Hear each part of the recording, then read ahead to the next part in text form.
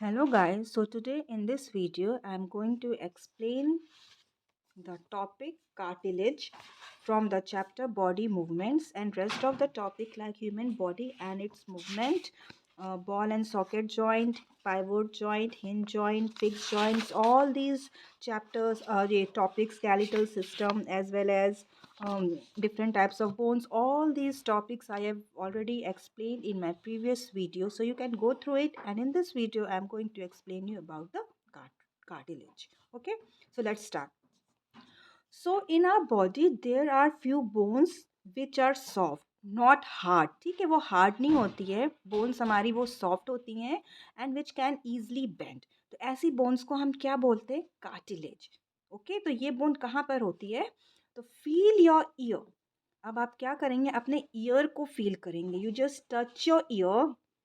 Year का ऊपर वाला पार्ट आप टच करेंगे. Do you find any hard bony parts that can be bent?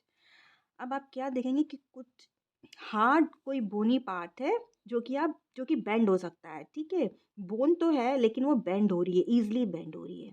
So there do not seem to be any bones here, isn't it?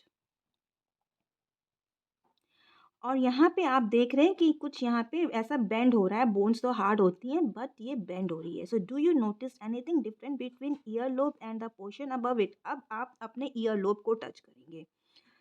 Ear lobe आपका जो है year का down वाला पोर्शन है. ये वाला पोर्शन और ऊपर वाला पोर्शन जब आप टच करेंगे तो आपको कुछ डिफरेंट फील हो रहा है कुछ. As you press them between your fingers, के बीच में आप प्रेस करेंगे, आप ईयर के अपर पार्ट को प्रेस करेंगे और ये नीचे के पार्ट को आप प्रेस करेंगे तो आपको कुछ डिफरेंट सा फील हो रहा है.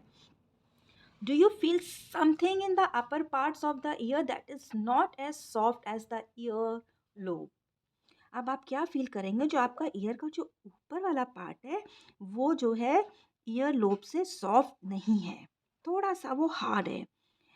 But as hard as a bone, isn't it? लेकिन वो ज़्यादा हार्ड नहीं है.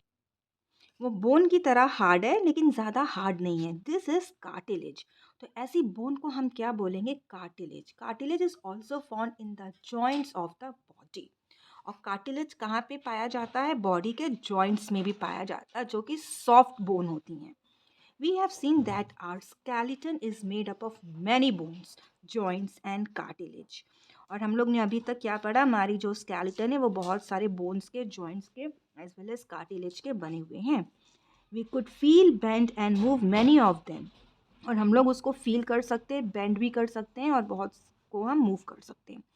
Now here draw a neat figure of the skeleton in your notebook. अब यहाँ पे एक असाइनमेंट दे रखा है बुक में कि आप अपनी एक नोटबुक में क्या करेंगे? स्केलेटल का फिगर बनाएंगे, स्केलेटन का फिगर बनाएंगे. Okay, so we have learned about the bones in our body and about joints that help us move in different ways. अब हम लोग ने यहाँ क्या क्या पढ़ा है? बोन्स के बारे में पढ़ा है, जॉइंट्स के बारे में पढ़ा है जो कि हमें मूव करने में हेल्प करता है, डिफरेंट डिफरेंट मूवमेंट्स में वो हेल्प करते हैं. What makes the bones move the way they do? Let us find out. Now here it is saying अब bones जो है वो किस तरीके से मूव होते हैं. ठीक है, अब हमें अपना हैंड लिफ्ट करना है. वो कैसे लिफ्ट होंगे? किसकी हेल्प से वो लिफ्ट होते हैं? तो make a fist with one hand, bend your arm at the elbow and touch your shoulder with the thumb. अब क्या बोला? Make a fist. आपको एक फिस्ट बनानी है, ऐसे मुट्ठी एक बनानी है और क्या करना है? आपके हैंड को बेंड करना है एल्बो से थ्रू और फिर उसको आपको अपने शोल्डर को टच करना है. So do you see any change in your upper arm? अब अपर आर्म में आपको कुछ चेंज दिखता है? आपका जो अपर आर्म है वो क्या हो गया? बल्ज हो गया है ना, मोटा हो गया है. Touch it with the other hand. दूसरे हैंड से जब आप उसको टच करेंगे तो आप क्या देखेंगे? ऐसा आपको एक बल्ज सा दिखाई देगा ऊपर. ठीक है, आपने फिस्ट बनाया और अपने हैंड को, अपने आर्म को ऐसे बेंड किया तो यहाँ पे आपको क्या होगा? मसल में एक बल्ज सा दिखाई देगा. ठीक है, observe a swollen region in the upper arm. ये स्वॉलन रीजन आपको दिखाई दे रहा है. This is a muscle. इसे हम क्या बोलते हैं? What is this swollen portion? Muscle. क्या है? ये मसल है. The muscle bulges due to contraction. It becomes smaller in the length. अब मसल जो है वो हमारी कॉन्ट्रैक्ट हो गई है, ये छोटी हो गई है। जब मसल स्मॉल हो जाती है तो ऊपर से क्या हो गई है, स्वेलन हो गई है, ठीक है। और नीचे वाली जो मसल है वो रिलैक्स पोजीशन में है। Now bring your arm back to its normal position. अब आप अपने हैंड को नॉर्मल पोजीशन में ले आइए। When what happened to the muscle? Is it still contracted? अब जब आप अपने इस हैंड को नॉर्मल पोजीशन में ले आएंगे तो क्या ये कॉन्ट्रैक्ट है मसल? यहाँ पे आपकी मसल कॉन्ट्रैक्ट होकर स्वॉलन हो गई है, स्मॉल हो गई है।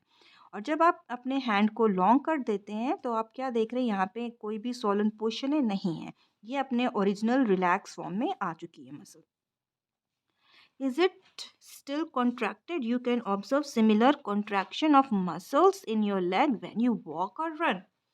और इसी तरह से आप जो है मसल्स का कॉन्ट्रैक्शन आप देख सकते हैं चलते समय, अपने लेग में देख सकते हैं चलते समय। Okay, walk or run. When contracted, the muscle becomes shorter, stiffer and thicker. It pulls the bone. अब जब हम मसल को कॉन्ट्रैक्ट करते हैं जब, तो क्या होती है, मसल हमारी शॉर्ट हो जाती है, टाइट हो जाती है और थिक हो जाती है, ठीक है, और बोन्स को पुल करती है मूवमेंट के लिए। सो मसल्स वर्क इन पेयर्स। अब मसल्स जो होती हैं वो पेयर में वर्क करती हैं। Means when one of them contracts, the bone is pulled in that direction, the other muscle of the pair relaxes. To move the bone in the opposite direction, the relaxed muscle contract to pull the bone towards its original position while the first relaxes. ठीक है ना। Hair अब यहाँ पे हम देख सकते हैं कैसे टू मसल्स एक साथ वर्क करती हैं। अब जैसे ही हमने हैंड मूव किया तो वन मसल यानी कि ऊपर की मसल कॉन्ट्रैक्ट हुई, नीचे की मसल क्या हो गई, रिलैक्स हो गई, ठीक है। और जब हमने हैंड लंबा किया तो क्या हुआ, ऊपर की मसल्स जो है हमारी, ये तो हमारी रिलैक्स हो गई है, लेकिन नीचे की जो मसल है ये हमारी कॉन्ट्रैक्ट हो गई है। तो दोनों मसल्स ऑपोजिट डायरेक्शन में ये वर्क करती हैं। ये नहीं कि हमने इसको फोल्ड किया, अपने आर्म्स को में हमने फोल्ड किया तो दोनों मसल्स ऊपर वाली और नीचे वाली दोनों बल्ज हो गई, नहीं, एक बल्ज होगी तो एक रिलैक्स्ड होगी, एक कॉन्ट्रैक्ट होगी तो एक रिलैक्स होगी। और जब हमने हैंड को सीधा किया तो ऊपर वाली रिलैक्स हुई है और नीचे वाली क्या हो गई, वो कॉन्ट्रैक्ट हो गई। तो इस तरह से ऑपोजिट मसल्स जब वर्क करती हैं तो हमारी बॉडी में मूवमेंट होता है। ऑल राइट, इट कैनॉट पुल, हाँ ये तो हो गया। It cannot push. अब मसल जो होती हैं वो पुल करती हैं, पुश नहीं करती, वो धक्का नहीं देती हैं, ठीक है। Thus two muscles have to work together to move a bone. अब बोन को मूव करने के लिए दोनों मसल्स को मूव करना ज़रूरी होता है, यानी कि एक कॉन्ट्रैक्ट होती है तो दूसरी उसी की ऑपोजिट साइड की जो मसल है वो रिलैक्स करेगी। As muscles and bones always required for movement, how do other animals move. अब मसल्स एंड बोन्स से दोनों जब मिलती हैं तभी हमारी बॉडी में मूवमेंट होता है, ठीक है।